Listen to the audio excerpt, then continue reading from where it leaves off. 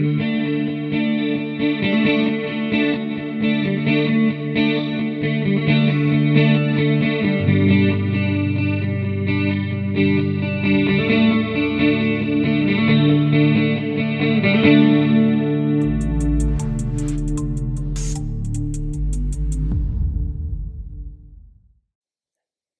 to all of you who have helped support this giveaway, and especially to those who have entered. The contest ended last Friday, October 14th. I was quite impressed with the variety of finds that have been entered. I still need to work with Catalina. She will pick her two favorite from these entries. 1. Orlando, the 717 detector. He described that he was ending a day about 10 steps away from the car. Bam! I got a nice 85 signal. I mean, sounded great. I started digging a nice plug with my 3-cut plug. I pull back the grass and get the trusty pinpointer out. I search and nothing, so I figured it's deeper, so I dig a little more and recheck the hole.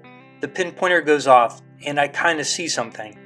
I push away as much dirt as I can with my finger, and at first I thought my eyes were playing tricks on me. I see it. I can't believe what I'm looking at. My body starts shaking. I pull it from the ground and I go home and show my wife. I pulled a US belt buckle. He later writes, I go back to where I found my buckle and search around for a while. I get another signal. This comes up out of the ground. I figured the Union soldier took it off a Confederate soldier for a souvenir. Number 2.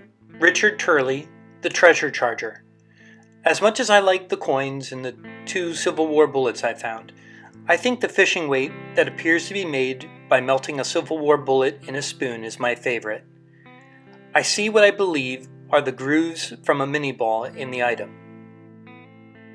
The area I found it in is the farthest point General John Hunt Morgan from the South made it into Indiana, or Morgan's Raid. Every time I detect in that river, I think of the night he threatened the town. I picture Union soldiers camped there on the hills overlooking the river and figured they went fishing for extra food. Anyway, this is my favorite item with a story. Number 3. Mandy Brown. My object is my very first marble I found mudlarking for historical treasures. I'm choosing this marble because my daughter is 16 years old and she has suffered from severe ADHD and anxiety since she was about 4 years old. My daughter came home from school in a really weird, crabby mood, and as usual, I'm watching treasure videos and telling her what I have found, and she says, Mom, do you want to go look for treasures in the gully? Wow, I was shocked, blown away. She never wants to go out with me and kind of makes fun that I love history. I immediately say, sure, let's go. She says she was back there hunting with her friend the other day and really wants to show me this place. I'm still shocked. So we get ready and go to the gully. It is huge and the hills are almost straight up, 6 to 7 stories high. A creek runs down the center and wow, it's really neat. My daughter looks happy. She is actually hunting with me. Now I'm in heaven as we walk and look and pick up little things here and there. Boom, a marble. I see on the surface right by the water. I yell out, a marble. Her facial expression and smile was so incredible, and she said, wow, Mom, that's so cool.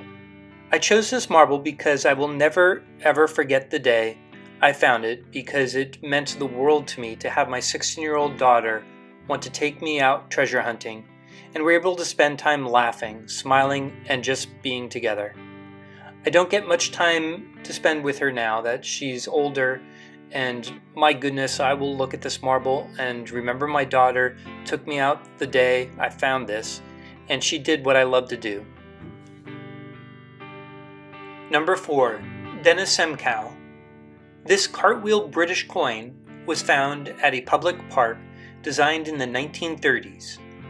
In the late 1700s to mid-1880s, it was a farm of 200 acres owned by 2 brothers, who in 1850 sold a portion of their land to New York State to build a quarantine station for yellow fever patients. Local residents, concerned about their health and safety, burned down the station and home of the brothers in 1851 or 52. The land remained dormant until the early 1900s when New York City obtained the property. This coin was dug at a depth of 4 inches, and the earth has not been kind to it. Who did this cartwheel belong to? Possibly the brothers? But so is the joy of this mystery. Number 5. Madcap Pap. Around 20 years ago, I found these 2 watch keys about 10 feet apart in a rifle pit in Cumberland Gap, Tennessee. The original watch key was lost, and the other was made out of a piece of lead, presumably a bullet. You can see the twist in the lead where this soldier wound his watch. The ends perfectly match up. This soldier lost his watch key, made another, and lost it. I was fortunate enough to find both. Number 6. Dave, PA Relic Hunters. I think it is my most unique and favorite find. It is sterling silver and very delicate. I have not seen another one like it. If you look close, you will see a woman's face. I had to take it home and clean it before I spotted it. From my research, it is an Art Deco piece, probably from the 20s or 30s. I thought it was a pin, but there are 3 small holes to attach it to something, possibly a fancy hairbrush or something. I dug it at a yard where an old house once stood, but is long gone. I think it could make a great love story. Number 7. Becky. 2 heel plates found in northern Wisconsin. Both, I think, are around the 1860s. And number 8, Sue. I'm not exactly sure what it is. Other folks think it is Masonic sword holder that would go on a belt. I found it in my neighborhood. Again, I am very grateful for everyone's support of Stories from the Signal, and am eager to see which items are picked by Catalina and the stories she writes. Please be patient and give her time to make her selections.